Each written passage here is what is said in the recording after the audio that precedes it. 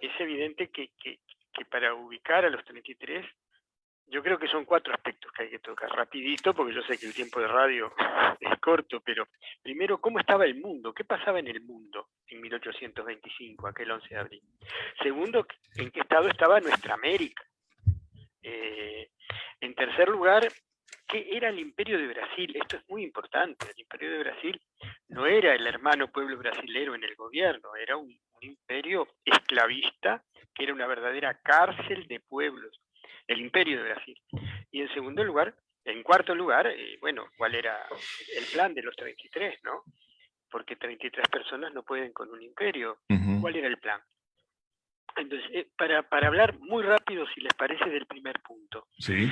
Hay que recordar que en 1825, en Europa, en una gran parte de la Europa occidental, se estaba desarrollando ya el capitalismo, es decir, había gente con capital que asalariaba a obreros, los contrataba, todavía no había la inmensa maquinaria de 40 años después, pero ya existían máquinas a tracción animal.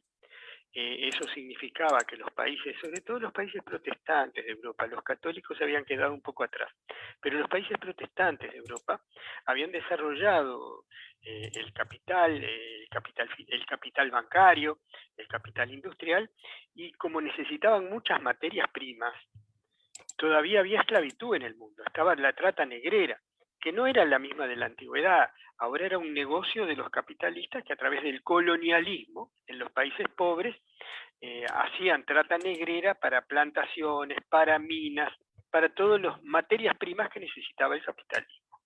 En ese marco, nuestra América estaba en un proceso de independencia muy exitoso ya para 1825. Sí. El tiempo de Bolívar, el tiempo de San Martín, el tiempo de Sucre. Poco a poco se iba independizando toda América del Sur. Al Caribe le costó más, pero se iba independizando toda América del Sur. Pero en las filas de los independentistas, los proyectos sociales de los de abajo, desde Haití, desde Artigas, que querían que los humildes tuvieran un papel, esos proyectos habían sido aplastados. Y realmente en filas de los independentistas victoriosos estaban sobre todo los ricos. La masonería, los tratantes de esclavos, los grandes terratenientes, iban apoderándose del proyecto independentista. Este es el contexto en que se da. Artigas, recuerden que Artigas es uno de los grandes proyectos derrotados, ¿no? Para Artigas entonces ahora, ya estaba en Paraguay hacía ya estaba en años. Paraguay hacía 5 años. Entonces, en este marco, hay que entender lo que era el Imperio de Brasil, el tercer aspecto que me parece importante. El Imperio de Brasil era la continuación del colonialismo portugués. Simplemente el hijo de un rey había dado un golpe de Estado, el famoso Grito de Ipiranga, y había separado al Imperio de Brasil de la corona portuguesa, pero la estructura era la misma, un imperio autoritario, se mantenía la esclavitud, se abastecía de esclavos a las minas y a las plantaciones, se vinculaba muy bien con la Gran Bretaña capitalista, y además era una cárcel de pueblos, era intolerante el Imperio de Brasil, ni que hablar con los gaullos, pero también con los pueblos indígenas, a los que estaba persiguiendo de una manera despiadada. Y eso había pasado desde 1822. O sea que, fíjate una cosa, Artigas fue derrotado en 1820. Entonces acá se levanta la bandera del reino de Brasil, Portugal y Algarve. Pero cuando se independiza Brasil, bueno, se baja la bandera de Portugal, sube la bandera de Brasil y sigue gobernando el general Lecor. Sigue gobernando, ahora como a nombre del Imperio de Brasil. Y ahí es que se produce entre los orientales una serie de reflexiones donde aflora en la memoria de Artigas. Es decir, bueno, nosotros no somos parte de este imperio cruel, queremos ser parte de las Provincias Unidas. Esto es un sentimiento que se va haciendo muy fuerte. Gonzalo, y ahí hay un mérito que todavía no se lo reconocemos debidamente a Juan Antonio Lavalleja, ¿o no necesariamente? Sí. Lavalleja no es un personaje íntegramente artiguista, pero es artiguista. Él es profundamente defensor de la construcción de las Provincias Unidas, de la estructura federal, y mantener en pie y eso es muy importante, La Valleja piensa mantener en pie el proyecto artiguista en el sentido de entregar la tierra de tal manera que los más infelices sean los más privilegiados. O sea, hay un montón de ideas artiguistas en La Valleja. No así en Oribe.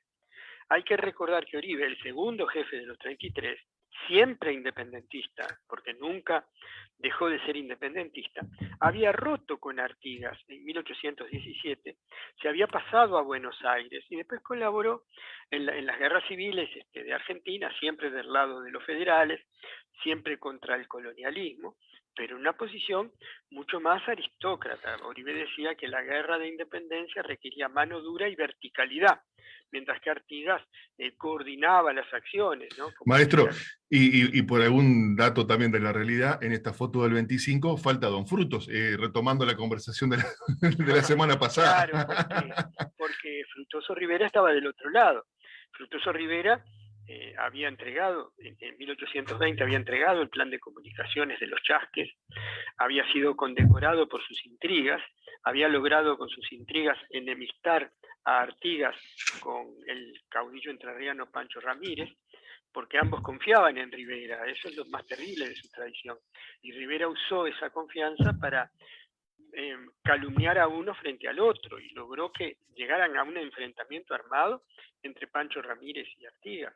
Rivera fue condecorado por el invasor portugués, todavía seguía en 1825 siendo un alto oficial militar de la intervención, de la ocupación, y sale por el campo ofreciendo, cuando se produce el desembarco de los 33, sale por campaña ofreciendo 5.000 patacones por la cabeza de La Valleja y 5.000 patacones por la cabeza de Oribe. Ahora, ¿qué pasa? La gente del campo ya no confiaba en Rivera, ya ahora veía que La Valleja... Lo conocieron, lo aprendieron a conocer. Lo aprendieron a conocer por su tradición, pero además, recordemos que La Valleja trae una bandera que establece las normas de la vieja Liga Federal, ¿no? Roja, blanca y azul. Sí.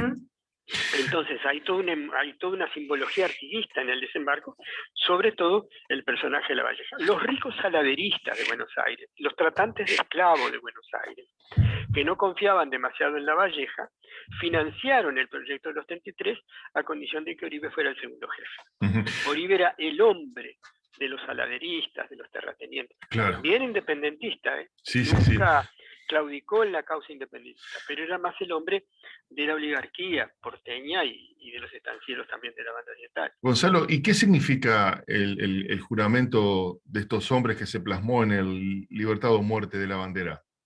Es muy importante porque eso se ve en el cuadro de Blanes, ¿no? Blanes hace usa el mismo recurso plástico que usaba Da Vinci cuando hace La Última Cena, ¿no?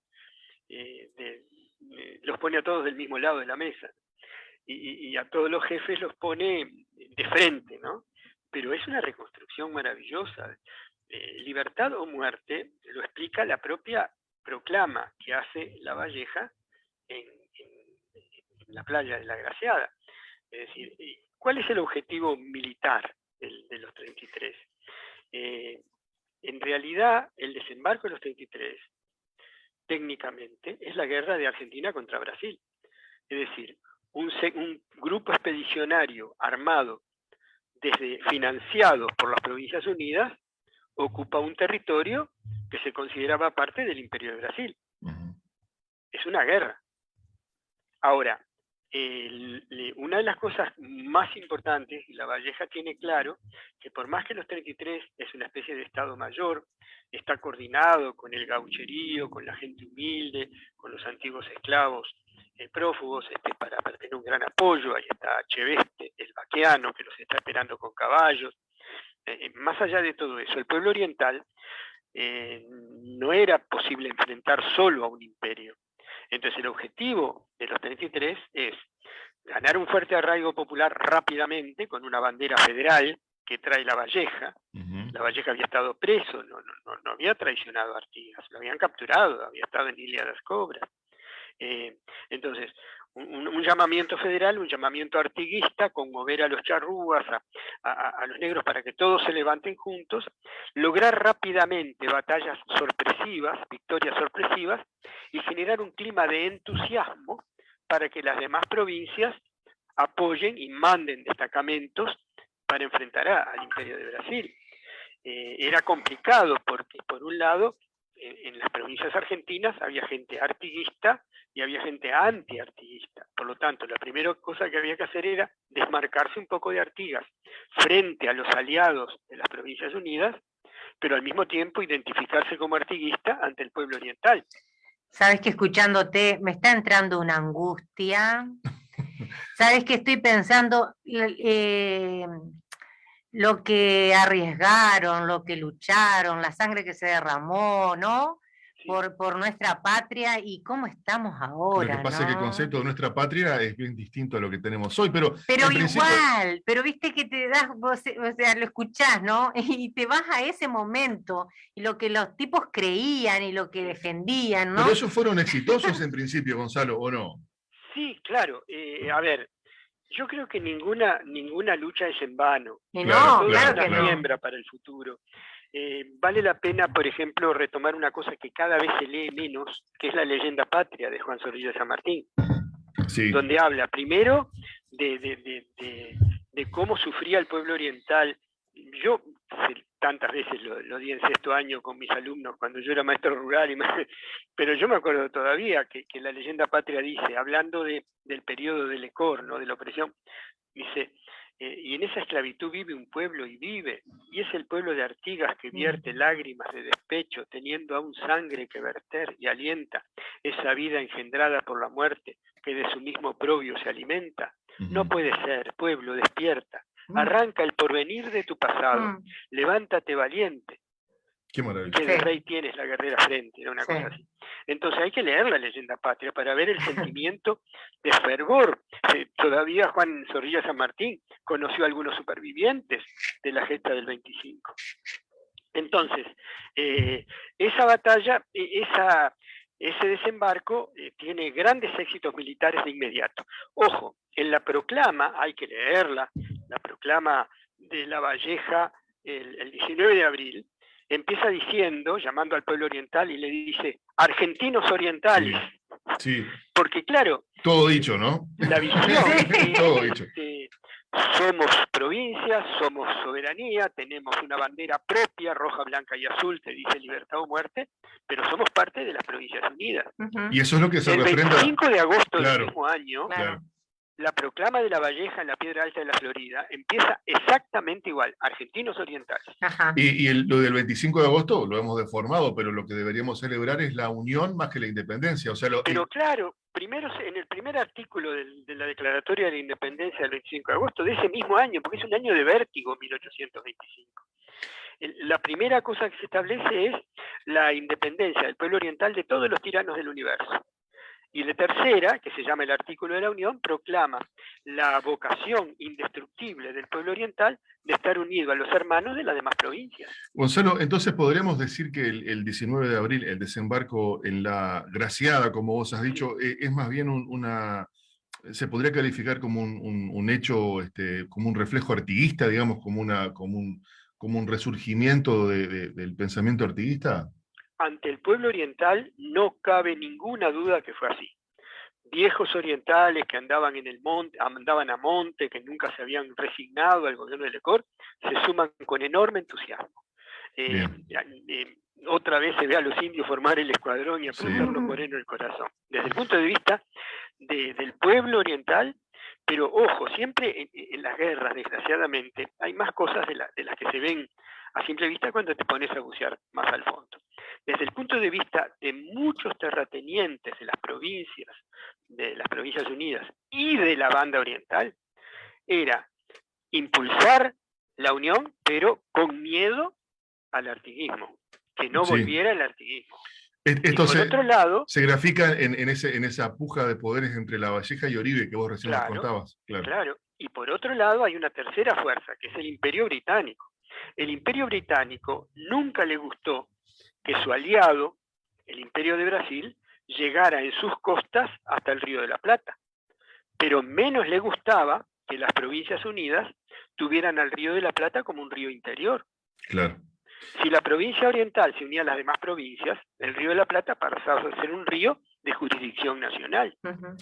Y el Río de la Plata era, en aquella época, la entrada única a las riquezas del corazón americano, incluso de La Plata. Por eso era el Río de la Plata, porque iba hacia La Plata. Gonzalo, parece impropia la pregunta porque podría desviarnos hacia temas más anecdóticos que profundos, pero eran 33 efectivamente. ¿Y cuál es la cuestión del peso de la masonería en estas cuestiones? Porque... Bueno, ahí está la puja. El tema es que es muy curioso que tanto el Imperio de Brasil, vinculado a Gran Bretaña, el emperador era masón, y Oribe era masón. La independencia americana generó una división en la masonería que había empezado en Europa, cuando la masonería había peleado contra las monarquías allá en Europa, pero después cada grupo masón apoyó a su capitalismo nacional. La masonería francesa construyó con Napoleón el mejor ejército de tierra. La masonería inglesa construyó en la época de Nelson la mejor marina de guerra, y se enfrentaron por los intereses nacionales del desarrollo capitalista de cada uno. Y la masonería ahora estaba dividida en América. Juntos, ojo, juntos, masones independentistas y masones imperialistas de Brasil, juntos estaban contra el proyecto artiguista. Porque, como decían los masones de la época, no se puede permitir una pardocracia. Una pardocracia. Claro, un gobierno de los no cultos. Sí. Era el horror mayor. Pero de todos modos, mientras el Imperio de Brasil era esclavista, la mayoría de las provincias unidas ya estaban pensando en la libertad de vientres y en sustituir la trata de esclavos por una cosa más moderna de invertir en industria. Así que entonces, podría ser que el número de 33 efectivamente aluda al simbolismo masónico. Claramente, porque... Sí, porque 33... sí, no podían con los brasileños. La nómina de los 33... Son 40 y pico. Sí, posiblemente. Porque, ¿qué pasa? ¿Qué es los 33? Los 33 es el desembarco del Estado Mayor. Bien. De la guerra. Bien. Ahora, ¿cuánta gente de esa eran realmente Estado Mayor? ¿Cuántos eran ordenanzas? ¿No? ¿Cuántas les llevaban mate? Es decir, no podemos saber. ¿Por qué? Claro. Porque después de la independencia, después que la oligarquía empieza la contrarrevolución agraria y negar el artiguismo, que se hace la lista de los 33, y que el número simbólico 33 da una expresión mística de los masones, ¿no? Claro. El número 33 es el número sagrado. En última instancia también 33 fue el año de su vida en que murió Jesús. Sí. Entonces, evidentemente ahí se sacaron nombres y se pusieron nombres que no estaban, eso es evidente. Ahora, que el número aproximado sea ese, yo creo que no hay duda. Y que la mayoría eran orientales, la mayoría. Creo que no hay duda, por un problema de vaqueanía. Claro. Porque eran los que conocían el territorio. Claro. ¿Y sí? Porque además, los 33 no iban a ser los jefes de la guerra. Eran la avanzadilla. Claro. Para crear condiciones, a través de pequeñas batallas más de tipo guerrillero que formal, a los efectos de generar un impacto político para precipitar la guerra total. Gonzalo, estamos muy agradecidos, con ganas de seguir preguntando. Tenemos que redondear. Creo que Silvi quiere hacer alguna pregunta. No, yo quiero decir que esto, cuando yo digo, que a mí me parece, lo vivo así, es personal, lo vivo así, que está bueno recordar, saber la historia, pero no solo recordarla, esto es como la espiritualidad para vos solo no te sirve, vos tenés que tratar de ser mejor gente. Entonces, claro, y brindarlo a la sociedad. Nosotros tenemos que saber nuestra historia y ver la realidad de nuestros días y no olvidarnos de esos que lucharon y esas ideas que tenían, ¿me entendés? Porque si no, no tiene sentido, y nuestra realidad y ver nuestro mapa hoy, a mí me da tristeza. Bueno, pero hay una cosa... Los colores que tienen. La leyenda patria, mirá que yo no coincido con muchas cosas de Juan Zorrilla de San Martín, era muy conservador, se enfrentó a Valle en lo que no debía enfrentar, pero la leyenda patria termina en esa exaltación impresionante que dice: pisas tierra de héroes, ay de quien la profane. Y yo hoy puedo decir hoy, ay de quien la está profanando. Sí, ¿no? Pobre gente, por más que hoy tenga el poder, por más que hoy se ponga de rodillas ante las transnacionales, Pobre gente. Pobre gente. Con- Esa es la tierra.